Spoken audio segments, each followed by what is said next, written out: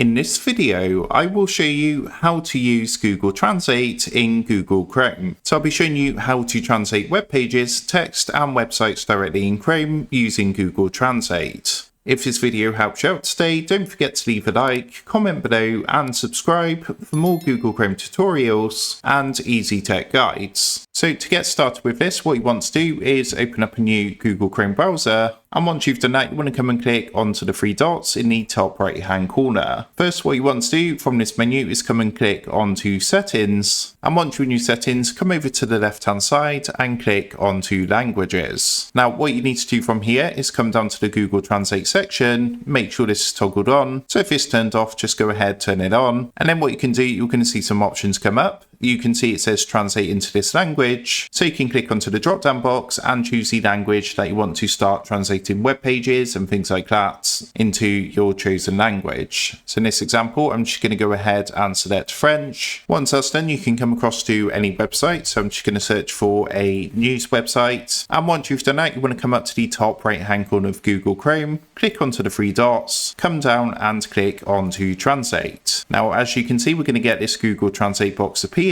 with French already here. So I can just simply click onto French, and what this is going to do is automatically translate the website. You can also click onto the three dots next to this if you want to choose another language to translate to, and of course you can always click English again if you want to translate it back to English. So that's how to use Google Translate in Chrome. Make sure to like, comment and subscribe for more Google Chrome and simple tech tutorials. And with that being said, I will see you in the next video.